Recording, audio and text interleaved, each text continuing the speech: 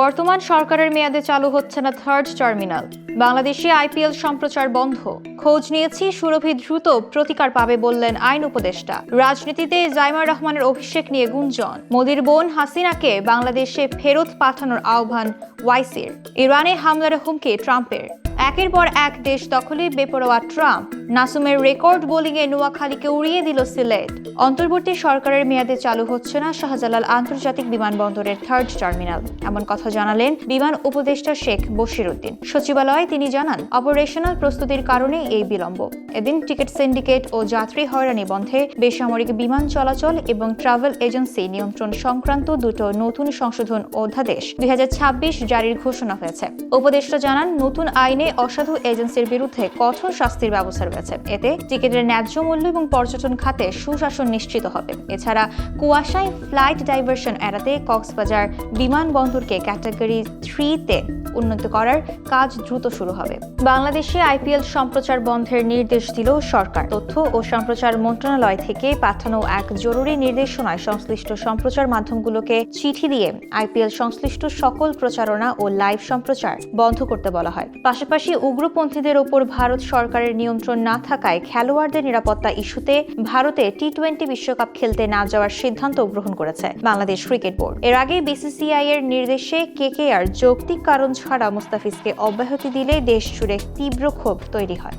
সুরভির বিষয়ে খোঁজ নিয়েছি, সে দ্রুত প্রতিকার পাবে। তাহরিমা সুরভির বিষয়ে ফেসবুকে এমন পোস্ট দিলেন আইন উপদেষ্টা আসিফ নজরুল। ব্ল্যাকমেইল, মামলা বাণিজ্য এবং প্রায় 50 কোটি টাকা আত্মসাতের অভিযোগে গত 24 ডিসেম্বর গাজীপুর থেকে তাকে আটক করে পুলিশ। এদিকে সুরভিকে 2 দিনের রিমান্ডে নেওয়ার আদেশ দিয়েছেন আদালত। সুরভিকে গ্রেফতারের পর থেকে সামাজিক যোগাযোগ মাধ্যমে আলোচনা সমালোচনা শুরু হয়। তাকে ফাঁসানো হয়েছে বলে অভিযোগ ওঠে। বিএনপির দলের সাংগঠনিক সভায় সক্রিয়ভাবে অংশ নিচ্ছেন জাইমার রহমান। আর এতেই প্রশ্ন উঠছে, খালেদা জিয়ার প্রতিচ্ছবি হয়ে কি রাজনীতিতে আসছেন জাইমার রহমান? বিএনপি নেতা আমির খসরু মাহমুদ চৌধুরী বলেন, রাজনৈতিক পরিবারের জন্ম ও বেড়ে ওঠা জাইমার পক্ষে রাজনীতির বাইরে থাকার সুযোগ নেই। যদিও তার সরাসরি প্রার্থিতা নিয়ে দল এখনো চূড়ান্ত সিদ্ধান্ত দেয়নি। জাইমা ইতোমধ্যে ঢাকা 17 আসনে ভোটার হিসেবে নিবন্ধিত হয়েছেন। 17 বছর প্রবাস জীবন শেষে দেশে ফিরে তারুণ্যের আইকন হিসেবে তার উত্থান দলীয় নেতাকর্মীদের মাঝে ব্যাপক উদ্দীপনা সৃষ্টি করেছে।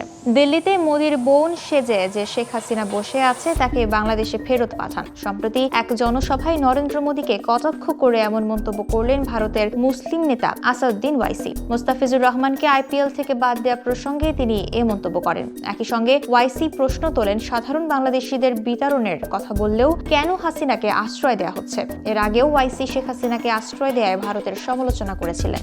ইরানে বিক্ষোভকারীদের উপরে দমন পীড়ন বন্ধ না হলে সরাসরি সামরিক হামলার হুমকি দিলেন ডোনাল্ড ট্রাম্প। তিনি বলেন, ইরানি সরকার যদি আবারও বিক্ষোভকারীদের হত্যা করে তবে দেশটিকে কঠিন আঘাত সহ্য করতে হবে। ট্রাম্পের এই বক্তব্যের প্রতিক্রিয়ায় ইহুদিবাদী সত্তা উল্লেখ করে কড়া ভাষায় বিবৃতি দিয়েছে ইরান। ট্রাম্প প্রশাসনের এমন অবস্থানে মধ্যপ্রাচ্যে চরম উত্তেজনা বিরাজ করছে। এর আগে ভেনেজুয়েলার প্রেসিডেন্টকে গ্রেফতারকে ঔপনিবেশিক যুগের চিন্তাধারা বলে কড়া ভাষায় সমালোচনা করেছে ইরান। কলম্বিয়া শাসন করেছে একজন অসুস্থ মানুষ, সে আর বেশি দিন টিকবে না, এমন মন্তব্যে লাতিন আমেরিকার 3 দেশ মেক্সিকো, কলম্বিয়া এবং কিউবার সরকারকে ফেলে দেওয়ার হুমকি দিলেন ডোনাল্ড ট্রাম্প। পাশাপাশি প্রকাশ্যে ইউরোপের দেশ ডেনমার্কের অধীনে থাকা গ্রিনল্যান্ড দখলের ইচ্ছা প্রকাশ করেছেন তিনি। মার্কিন প্রেসিডেন্টের দাবি, গ্রিনল্যান্ডের সব জায়গায় চীনা আর রুশ জাহাজ দ্বারা পরিবেষ্টিত।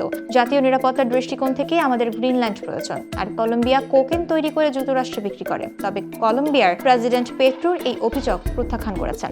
দুলাভাই মঈন আলীর অভিষেক ম্যাচে বল হাতে রেকর্ড করলেন নাসুম আহমেদ। নোয়াখালী এক্সপ্রেসের বিপক্ষে এই ম্যাচে নাসুম মাত্র 7 রান খরচায় 5 উইকেট শিকার করে বিপিএল ইতিহাসে স্পিনারদের মধ্যে সেরা বোলিং ফিগারের নতুন রেকর্ড করেছেন। তার 20টি ডট বলের এই জাদুকরী স্পেলে নোয়াখালী মাত্র 61 রানে অল আউট হয় এবং সিলেট 6 উইকেটে জয় পায়। প্লেয়ার অব দি ম্যাচ হন নাসুম। তার এই পারফরম্যান্স সাকিব আল হাসানের রেকর্ড ভেঙেছে।